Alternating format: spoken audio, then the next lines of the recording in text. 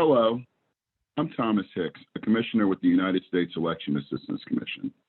February is Black History Month, and as part of the EAC's efforts, I will be interviewing some Black election officials about their experiences in the field serving voters across the country.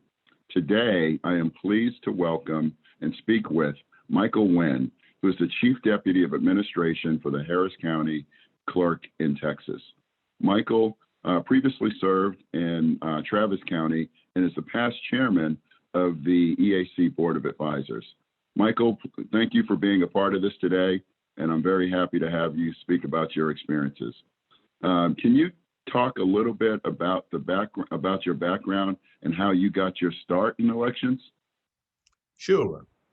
First of all, I'd like to thank the EAC and you, Thomas, for this gracious invitation to sit down and chat with you about my experiences as a Black election official and the things I've encountered serving our constituency. It's a very, very humbling experience, and one that I don't take lightly. My career began in San Antonio, Bexar County. At the time, we served 1 million voters. I was a contract specialist and moved up to manage a budding by-mail program, and then began to learn all of the other processes in the elections office. Then a unique opportunity presented itself. A college roommate and I were talking, and she happened to be the director of elections in Travis County. And an opening was available, and she asked if I was willing and able to relocate to take a job heading up their ballot by mail program. A huge job and a terrific opportunity. And being in the state capitol, I had a chance to see firsthand how the legislator and the legislature work to learn more about election processes. I ended up working that job for 21 years. And finally, after 14 years of taking that job, I became the elections director. 2 years ago, I was selected to be the elections director of Harris County, the third largest jurisdiction in the country. So that was my start from humble beginnings to Harris County. That's truly amazing. Can you talk about some of the obstacles you faced during your career and some of the ways that you've overcome them? That's really a great question. It took me about 4 years to really begin to understand how the processes related to the election program worked. And for instance, understanding and interpreting the election code, how legislative decisions affect the process, and the importance of being able to articulate election jargon to a temporary staff. The first obstacle was to understand the election code and the gray areas that it encountered in being able to go to a person who understood those processes. There was a need to talk with someone and people without fear of embarrassing myself. And I think this is where having a very good support system was important. I was fortunate because I had that type of support. I had people to bounce questions off of.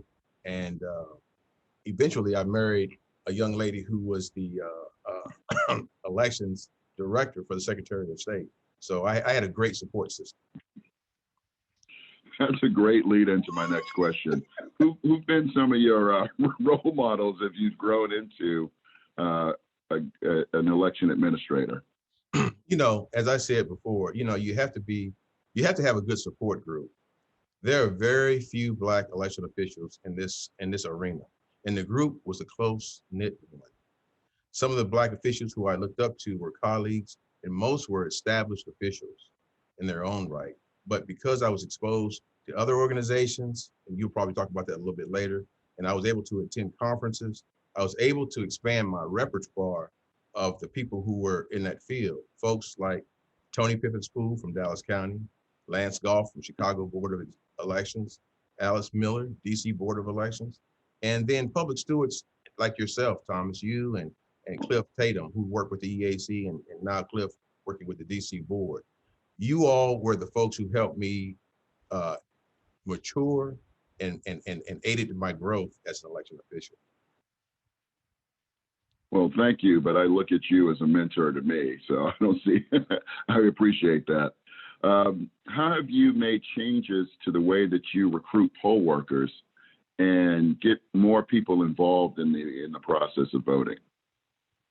Well, one has to know elections that it is a ever involving process. In order to stay relevant, you have to be creative, and that means you have to be able to think outside of the box. For me, changes, instead of calling clerks who assist judges clerks, you had to think of things and catchy titles like technical support clerk, polling place greeter, and now in this time of COVID-19, polling station safety clerk. And each one of these jobs, Mhm. they have a specific responsibility, and they have specific job descriptions, and you have to be prepared to have them work in the polls that way. What are some of the changes that you've seen in election administration during your career? You know, this is going to age me quite a bit, but I'll tell you this: I've seen quite a few changes. I still remember punch card voting lever machines.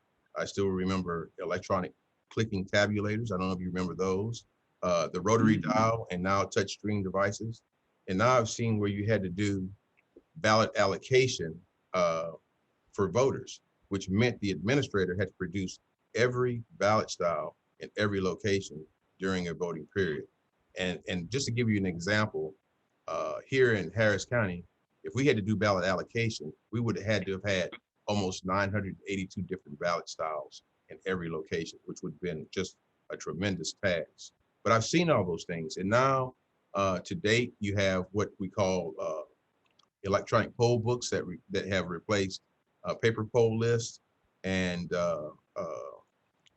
we're dealing with wireless connectivity. So there have been several different technological changes that I've seen in my career. Great, great, great, great. Um, are there major differences in the place in between are there major differences in the jurisdictions that you've worked? I've had the fortunate opportunity to have worked in three jurisdictions, and it just so happened that they were the three largest jurisdictions in the state of Texas. I think the all overwhelming difference has been size.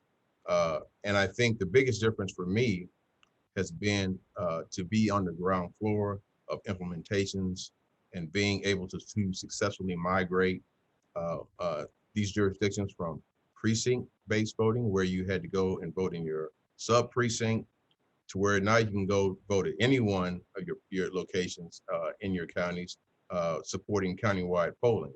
And who knows, if proven to be safe, the next step might be internet voting. Mhm. Yep, that would be really interesting to see. Um, what does Black History Month mean to you?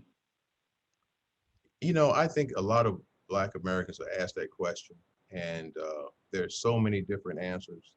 And so, I have had the fortunate opportunity of working uh, uh, with the African American Society of putting on the MLK March. And I think Black history, to me, sums it up in one sentence. I think Black history means to celebrate the contributions that Black Americans have made to make this world a better place through their efforts in all fields of human endeavor. And you're one of those guys, Great. Thomas. Oh, thank you, thank you, thank you, thank you. Is there anything else you would like to add? I think the election experience, we're very fortunate to be able to work in a profession where we get to touch so many people. And I think if, if, if, if I could add anything to this conversation, I would ask people to volunteer and be poll workers to see the experience and Mhm. experience how this process works. I think that is a very eye-opening situation. And I think now, as we become more involved in the election process, people becoming more involved in it, and the transparency being what it is, I think it'll give us a great opportunity to participate in the process. Great, great, great. Well, Michael, I want to thank you for being a part of this. There's two things that I want to end on. One, thank you for introducing me to Texas barbecue when I was down there in the great state of Texas. I'm hoping that the next time I come to Houston, you'll introduce me to some Houston barbecue as well. But also wanted to thank you for your service when you served as president of IACRIOT, and that I still have the bottle of wine that was part of that celebration. So as a collector of these things, I want to thank you again for your hard work to the American people, for your hard work for the people of Texas, and to make elections more of a transparent process and one that we can all be proud of. So with that, I want to thank you again for your service, and thank you for being a part of this video. And if there's anything else that you want to add, great. But if not, I would end it on that. Thomas, thank you so much. You know, we've been friends for a lot of years, and I want to thank you for your service and everything that you've done to contribute to my success and my growth. So thank you, my friend. Thank you. Yep. Thank you. And I continue to hope to work with you for years to come.